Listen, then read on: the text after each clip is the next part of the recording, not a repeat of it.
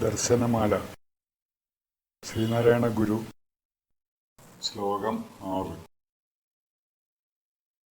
ആസീത് പ്രകൃതിരേവേദം യഥാദൗ യോഗവൈഭവഃ വ്യതനോദത യോഗീവ സിദ്ധിജാലം ജഗത്പതിഃ.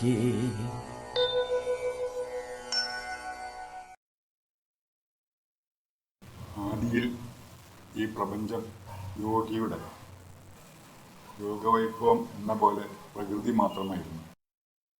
പിന്നീട് സൃഷ്ടികാലത്തിൽ യോഗി സിദ്ധിജാലത്തെ എന്ന പോലെ ഈശ്വരൻ തൻ്റെ പ്രകൃതിയെ പ്രപഞ്ചരൂപേണ വിസ്താരമാക്കി ചെയ്തു.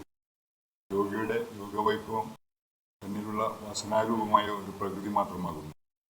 സങ്കോച വികാസങ്ങളോടുകൂടി മനോരൂപേണയുള്ള ഒരു ശക്തിയെ ആകുന്നു പ്രകൃതി എന്നിവിടെ നിർദ്ദേശിച്ചിരിക്കുന്നു.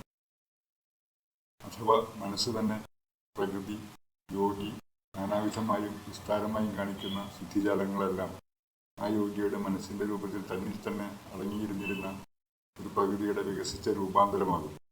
അതേപ്രകാരം ഈശ്വരനിൽ അടങ്ങിയിരുന്ന പ്രകൃതി തന്നെയാണ് ഇക്കാണപ്പെടുന്ന മാതിരി പ്രപഞ്ചാകാരേണ വിസ്താരമായി പരിണമിച്ചിരിക്കുന്നത്. ഇതേവരെ പറയപ്പെട്ട സങ്കല്പം, വാസന, ശക്തി, മനസ്സ്, പ്രകൃതി എന്നിവയെല്ലാം ഒരേ അർത്ഥത്തെ തന്നെ പ്രതിപാദിക്കുന്നു.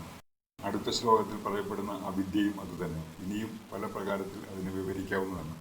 ഇവിടെ സ്പഷ്ടാർത്ഥത്തെ ഉദ്ദേശിച്ച് ജിജ്ഞാസുവിൻ്റെ ദൃഢബോധത്തിനു വേണ്ടി ഒരു ക്രമമനുസരിച്ച് പ്രകാരാന്തരങ്ങളെ കൊണ്ട് പറഞ്ഞിരിക്കുന്നു എന്നേ ഉള്ളൂ.